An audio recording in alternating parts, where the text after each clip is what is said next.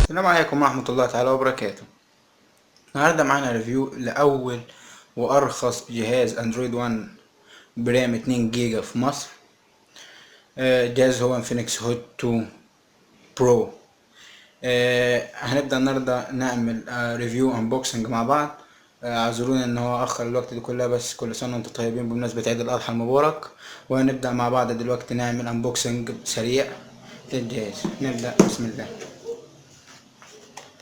العلبة زي ما احنا ملاحظين ان مكتوب عليها اندرويد 1 من هنا ومن على الجنب، على عكس النسخة اللي هي نسخة 1 جيجا رام ما كانش عليها اللوجو بتاع اندرويد 1، وكان روم وانت بتفرش والقصة اللي عارفينها كلنا. تمام. دي الامكانيات بتاعة الجهاز: اندرويد 5.1، شاشة 5 بوصة، كواد كور بروسيسور، دوال سيم، 2200 ملي امبير.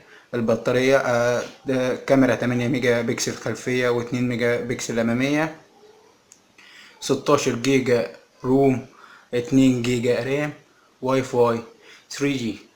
هنبدأ نعمل انبوكسنج مع بعض.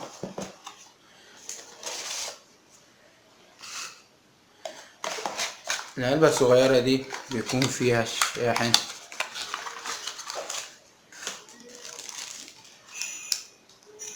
اللي بقدرة 5 فولت و1 امبير. العلبة التانية دي بيكون فيها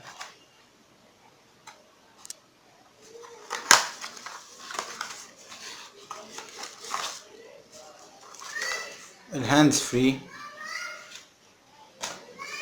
وده الكيس بتاع البطارية، والمايكرو يو اس بي، كيبل المايكرو يو اس بي للشحن والنقل البياني. وبعد كده دي شهادة الضمان من ماس ايجيبت. وهنا اليوزر جايد. والجهاز الواجهة بتاعته من قدام هنلاقي عندنا هنا سماعة خاصة بالمكالمات، جنبها السنسور، هنا الليد بتاع الإشارات، والكاميرا اللي بقوة 2 ميجا بكسل. الجزء ده مفيهوش أي شيء. الزراير هنا من تحت هنلاقي موجود معانا السبيكر. من الجنب ده عندنا الفوليوم لوكرز والباور. من فوق هنلاقي المايكرو يو اس بي ومدخل السماعات القياسي 3.5 ملم. من ورا هنلاقي كان بدقة 8 ميجا بكسل فلاش ال اي دي قطعة واحدة، براندنج انفينكس، براندنج هوت، براندنج اندرويد 1. دي البطارية اللي بقدرة 2200 ملي امبير. السلوتس بتاع سيم 1 وسيم 2، مكان الاس دي كارد.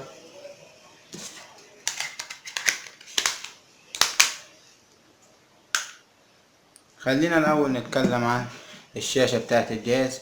الشاشة زي ما قلنا ب5 انش، دقة 1280 في 720. الشاشة زوايا الرؤية فيها ممتازة، مش هيجيب لك فيها اي مشكلة، ونقدر نقول ان هي احسن حاجة في الفئة السعرية دي. والاختلاف اللي بينها وبين الشاشة بتاعة الهوت 1 او الهوت اللي هو السابق لده، انها بقت مالتي تاتش حتى 5 اصابع، على عكس الهوت كان لحد صباعين بس. الجهاز عامل على انتوتو 20,000 وكسور، هنشوفها مع بعض.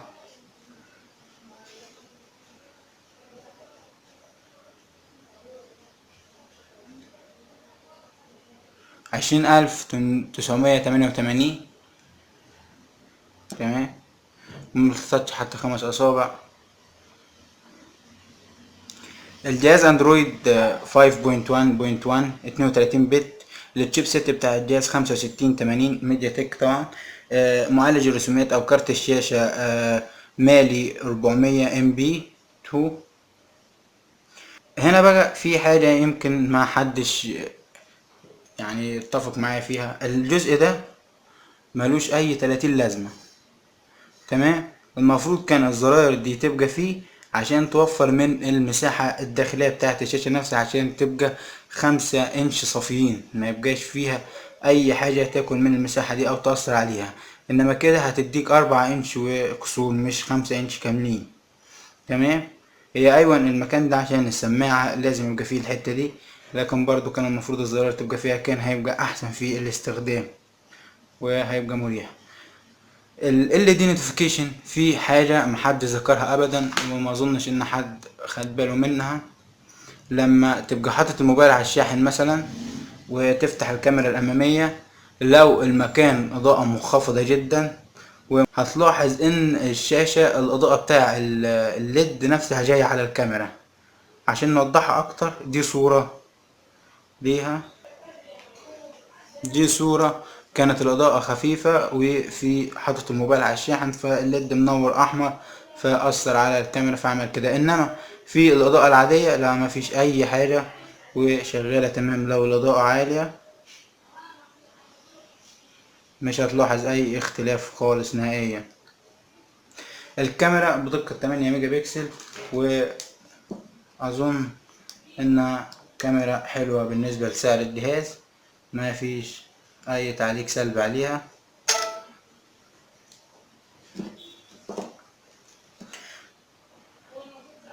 السماعة بتاع الجهاز في ناس قالوا ان هي الجودة بتاعتها وحشة او صوتها مش وحش. احنا هنعرض فيديو عشان نشوف فيه الشاشة ودقة الالوان والسماعة كمان بالمرة.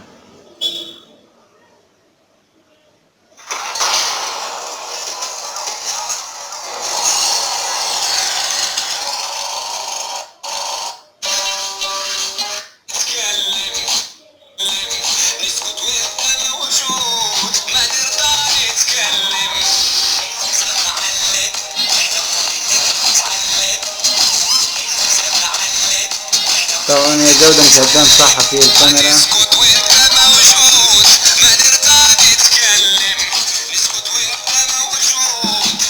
الصوت مفهوش اي لغوشة او اي كات او اي شيء من الناس بتقول عليه. لا، نرجع بقى لحتة رام 2 جيجا دي. هل يستاهل الفرق عليها في الفلوس بينه النسخة دي ونسخة 1 جيجا رام؟ فعلا يستاهل فرق، وهنشوف مع بعض ازاي المالتي تاسكينج ممتاز في الجهاز، مفيش اي تهنيج ولا اي لاج. وكمان لما بتفتح الجهاز لاول مره بيجي لك تحديث ب 23 ميجا تقريبا على ما اتذكر، بيبقى لتصليح اللاج والكلام ده اللي بيحصل في الجهاز. الجهاز فعلا سريع، ما حدش يقدر يقول كلمه وحشه في حق الجهاز في الحته دي. لكن هي كل المشكله واللي انا شايفها حاجه ممكن الناس ما تستحبهاش، حكايه الليد، وكمان الزراير دي مش مريحه اكتر في الاستخدام زي بتاعه الهوت. اللي الجهاز اندرويد خام، اندرويد 1 اللي هو الخام زي ما عارفين.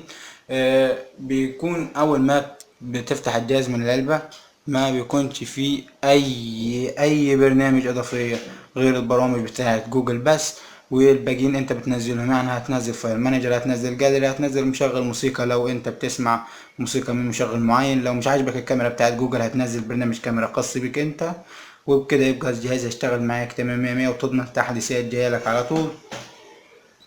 من المنتظر انه يصدر اندرويد مارشميلو للجهاز ده، وادينا احنا مستنيين وهنشوف هل هيصدر فعلا ولا هل هيفضل على الاصدار ده من الاندرويد.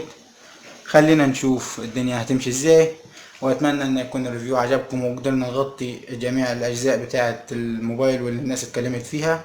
يا ريت لو عجبك الفيديو ما تنساش تعمل لنا لايك الفيديو واشتراك للقناه، وهيبقى فيه تطبيقات وشروحات بتاعتها وحاجات جميله جدا، تابعونا. وكمان هنعمل جيمنج ريفيو للجهاز ده. والسلام عليكم ورحمه الله تعالى وبركاته.